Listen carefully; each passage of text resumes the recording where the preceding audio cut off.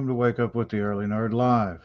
I'm your host, Steve, the Early Nerd, and as always, I'm talking quietly because if we wake up Mrs. Early Nerd, then we're all in trouble.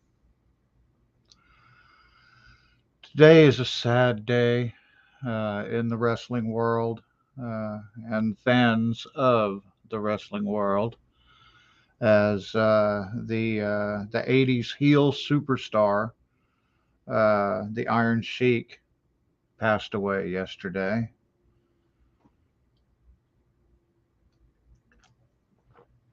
Um, and you know that that sucks. I feel really bad for his family. I personally liked the Iron Sheik. Uh, he was well known uh, to for in reality being a super nice guy. He wasn't, uh, you know. I mean, he was just known for being a super nice guy, and I'm someone who appreciates that. So, but I have an article here, uh, and I'm going to go ahead and I'm going to read it, and then after I'm done reading, we'll talk about it, and I might even pull up some video of him wrestling. I'm not sure, but we'll see what happens. So while I do that, here's the article. This article is from Yahoo News. I'm going to shut this off so I can see. Oh, yeah. The man born Hossein Khosrow Ali Vaziri, but known to millions of pro wrestling fans as the Iron Sheik, has died. He was 81. His death was announced on his official Twitter page. It is with great sadness that we share the news of the passing of the Iron Sheik, the announcement reads. But we also take solace in knowing that he departed this world peacefully, leaving behind a legacy that will endure for generations to come. A cause of death was not disclosed. According to his official bio at the WWE website, Vaziri was an amateur wrestler in his native Iran before becoming a leading star and top villain or heel of professional wrestling during the World Wrestling Federation's heyday in the 1980s. He had relocated to the United States in the early 1970s to work as a wrestling coach and trainer for the U.S. Olympics team, becoming a professional wrestler in 1972.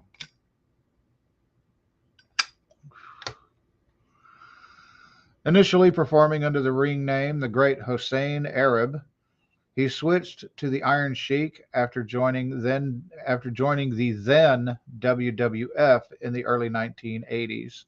It was renamed as WWE in 2022. Donning traditional, if stereotypical, Arab garb, his role as wrestling's premier villain coincided and no doubt benefited from the hostage crisis of 1979 to 1981. By 1983, the Iron Sheik, with his trademark camel clutch maneuver, had become the only Iranian champion in WWE history, taking the belt that year when he defeated Bob Backlund at Madison Square Garden.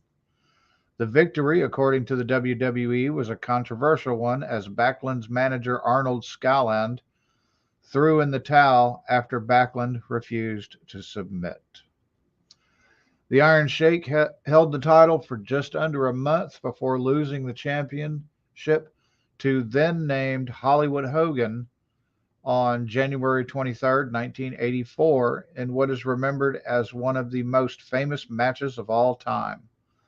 Although the Iron Sheik lost, he was involved in the match that launched the career of a soon to be renamed Hulk Hogan and moving professional wrestling firmly into popular mainstream culture. Among his most popular storylines was a long running feud with the cartoonishly American Sergeant Slaughter, leading to the massively popular boot camp match at Madison Square Garden. Both would become stars of the mid 1980s WrestleMania craze, and Slaughter inducted the Sheik into the WWE Hall of Fame in 2005. The Iron Sheik left WWE in 1988 for the WCW in 1999, returning briefly to the WWE in 1991 in a much publicized detente with former enemy Sergeant Slaughter. He reappeared in 1997 as the manager of the Sultan and last appeared for one night only as the Iron Sheik at WrestleMania X7 in 2001. With his wrestling fame leading to other opportunities, the Iron Sheik made regular appearances on Howard Stern and in such film as The Tale of the Three Mohammeds, Operation Belvish Bass, and on TV in Robot Chicken, Eric Andre Show, and in the 2014 biographical documentary, The Sheik. He occasionally used his legal name, Khosrow Vaziri, in credits.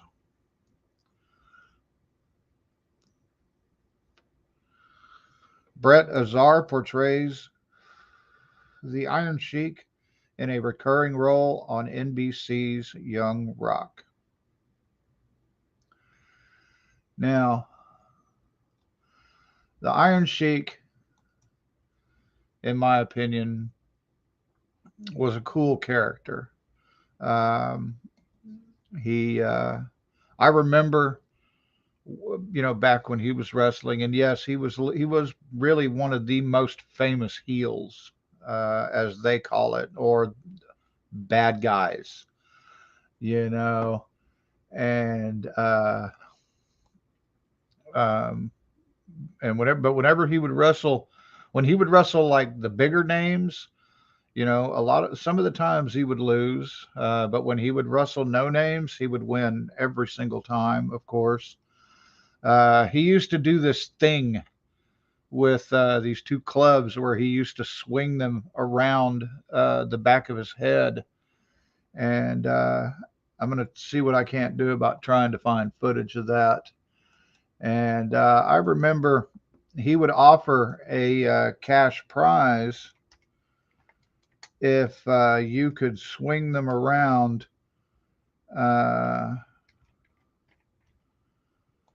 I remember he could swing if you could swing them around when like him and for as long as him, you would get a cash prize. Now, there we go. Whoop. Okay, here we go. I found it. Now I'm going to share this real quick. Let's see. Yeah, I'm going to share this real quick, and we're going to watch this for just a few minutes. Well, not even a few minutes. We're literally going to watch it a few seconds. 71, 72, 73, but you see, you can do this, right? And if you could do it like him,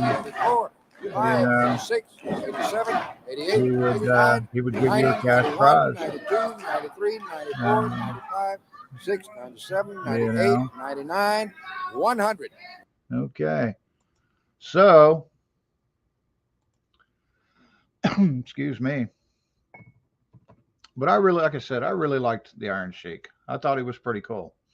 And I remember him wrestling when I was young, and I remember him doing that, and I remember him winning.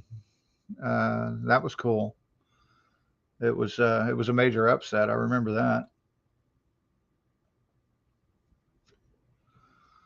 And then, of course, Hulk Hogan beating him, But a lot of the wrestlers have come out and said, despite his heel character, the Iron Sheik was actually a pretty cool guy. He was really nice. He was very personable, um, and and that was cool. So, rest in peace, Iron Sheik. You will be missed by wrestling fans worldwide. We are saddened to hear of your passing, um, and we hope that you are now at peace, sir. Much respect and much love to the Iron Sheik. So, with that being said, I think that's about it for today. Um, Although I do have a couple of things I want to share with y'all real quick. My producer came over yesterday and we did some more work.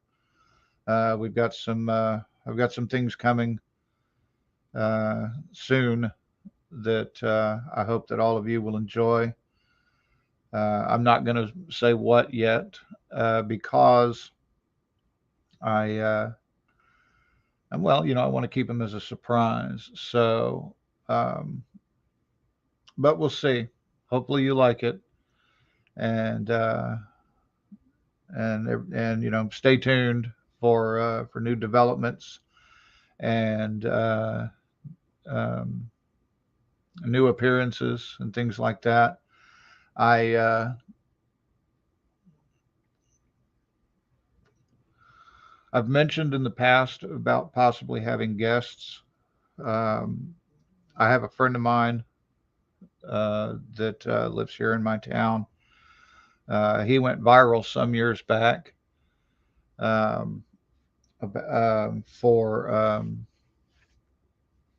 for a Star Wars reaction video that he did, and I'm gonna soon ask him to come on my show once I get everything situated and everything, and all the new stuff implemented and everything. I'm gonna ask him to come in for a talk and an interview and stuff. So we'll see what happens with that, but I'm not gonna tell you his name because it's gonna be a surprise too.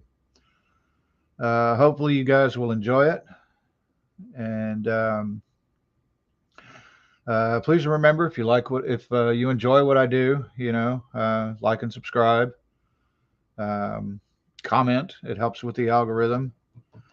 Tell me what I'm doing right. Tell me what I'm doing wrong. Tell me what you want to see. Tell me what you don't want to see. I'd appreciate it. But in the meantime, whether you're going to work or going to summer school, it happens. I went to summer school a couple times. It's not that big a deal. Always remember, be safe, be careful out there. Early Nerd loves y'all. So we'll talk to y'all soon. Bye bye now.